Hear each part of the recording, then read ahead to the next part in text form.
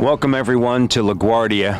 LGA is what your bag tag will say when you ship off to LaGuardia, New York, Queens, on our way to Manhattan. And then tomorrow night we're on Brooklyn on Sportsnet. Matt Devlin alongside Leo, and this is Life on the Second Bus after a good month or so of, or what it felt like a month of being home. I kind of liked it.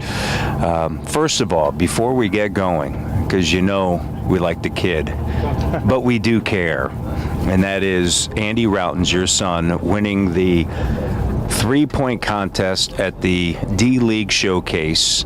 And great story about, was he speaking with you or Sam when he was very confident going in, and that's what being a great shooter is all about. Well, it's actually kind of funny because he told me he didn't want to do it. Right. I said, do it. Come on, it's a showcase. Why not? And so he was talking to actually one of his buddies. Yeah. And right before the competition, he says, "Look, okay, I gotta go now. I'm just gonna go get this over with. I'll call you right back."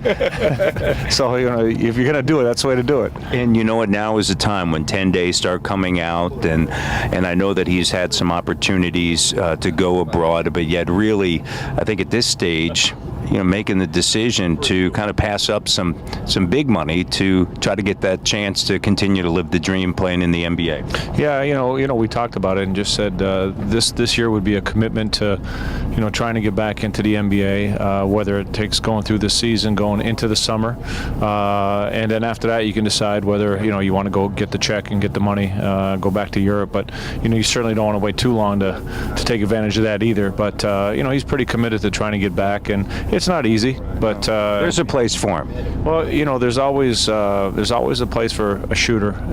Obviously he's a specialist, but you hope that opportunity comes, and you just got to be ready when it does.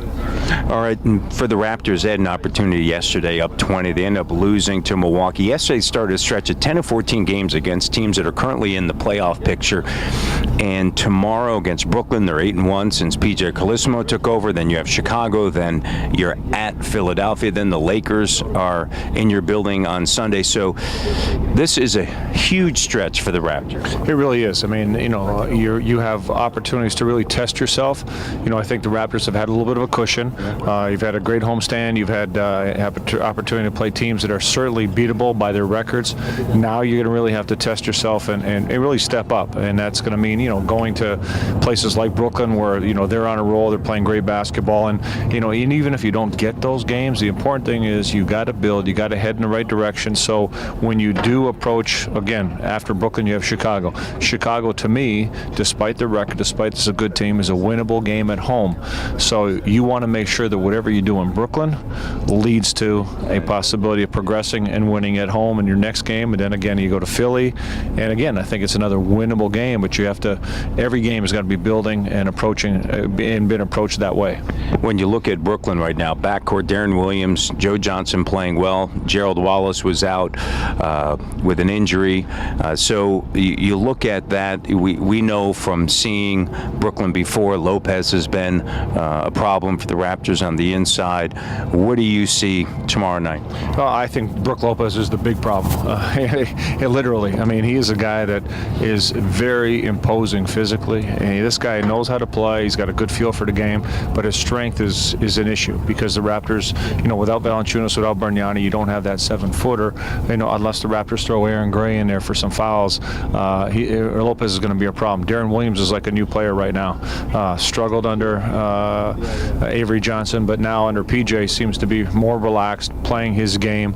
So this is going to be a very difficult test, but I think those two areas that, the point guard, the center, and then Joe Johnson, obviously, at the shooting guard. All right, well, we look forward to it. It's going to be on Sportsnet. It is tomorrow night from Brooklyn. Junior's Cheesecake. The next time you go to Brooklyn is where you want to go, right? No, you got to go to Crumbs. Crumbs? Well, you go to Crumbs. That's Crumbs anywhere, but Junior's is in Brooklyn, from Brooklyn, and so you want to check out Junior's Cheesecake. Crumbs for cupcakes. Which I have to bring home for my wife's birthday. Yes. Okay, so he's going to go to Crumbs. I'm going to Junior's. Also, I don't want to give away that secret. William Greenberg, Upper East Side, for the black and white cookie. It is so good, and if you are a Seinfeld fan, you probably have heard of the black and white cookie. We'll see you tomorrow on Sportsnet.